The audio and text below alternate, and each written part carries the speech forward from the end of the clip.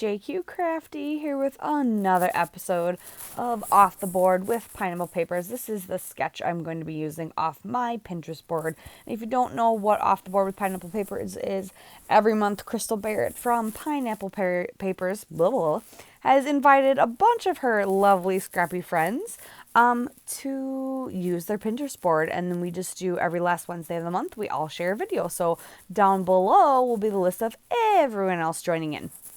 I have just a small bit of Pink Fresh Simple and Sweet left. I love this collection. It's so cheery, so bright, but I'm going to use it up.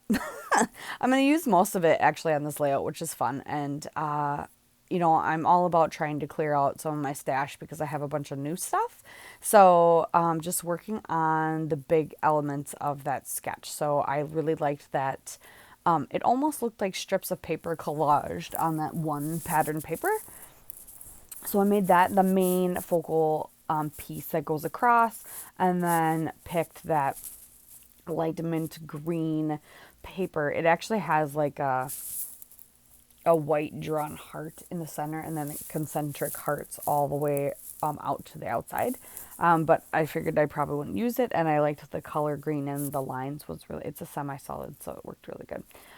There you just watched me fuss with my circle cutter. It's super old. It was actually bending, so it did not cut all the way through, but I measured out a circle to put on top, and I backed my photos with black, and I'm also going to matte the circle with black just to give a little pop of black everywhere, because there's a tiny bit of black in this collection, which I really like. So it's got all these fun, bright, cheery colors, and then bits of black to kind of ground everything and make it not so pastel-y.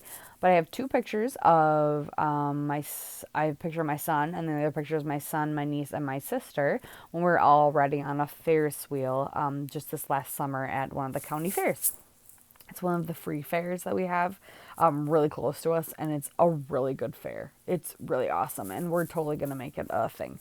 So I put the circle down, I put that main strip of paper down, and then I actually grounded the bottom of that strip of paper with a thin black strip as well. I am popping the circle up on fun foam, just the edge, just to give a little bit of dimension. And I don't know what it is. So I got the new trimmer from We Are Memory Keepers. I thought it was always my Fiskars trimmer with the wire like stretching out, which it probably is, that I could never get a straight cut. I can't cut straight with this rotary trimmer either. I don't know what's my problem is. Especially when I'm doing photo mats. If I have larger pieces, I've noticed I'm doing a straight cut.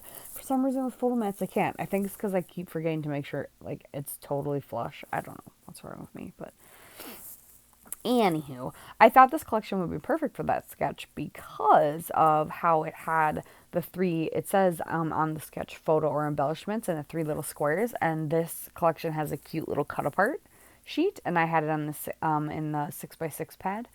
And so, or did I have that in the 12x12? Maybe I had it in the 12x12. But I trimmed them all out for a previous layout that I did, and I had some extra ones, and I thought they would be perfect for this layout, especially with the little element down the right-hand side of the photos. So I'm just backing the three squares I picked in black as well, so they all have a little black mat.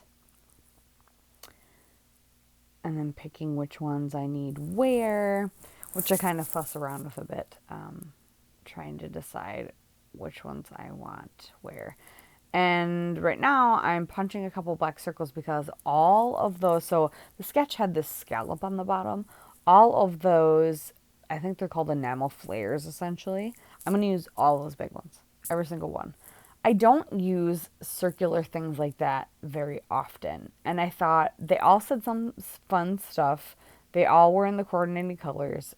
Why not just put them all on the bottom and make it just like a border of these fun circles? And I think I really like it. This layout itself can be, I mean, it's pretty simple. It's not super complicated, but I like it. It was a nice, quick layout to do, and I really like the design, and it was fun to do. So, I love a good sketch. If I don't have to use my brain too much trying to decide what I want to do, but that's what I use a lot of my Pinterest for, is sketches. So while I was yammering on about Pinterest, I instead of two tags up in the right hand corner, I tucked a journaling, and then I was thinking about this pennant banner, but ended up switching it out. I really liked bringing some more of the blue in there because there wasn't a ton of blue, and then I am putting blue down with those circles because there's blue in the circles, and there's not a ton of blue.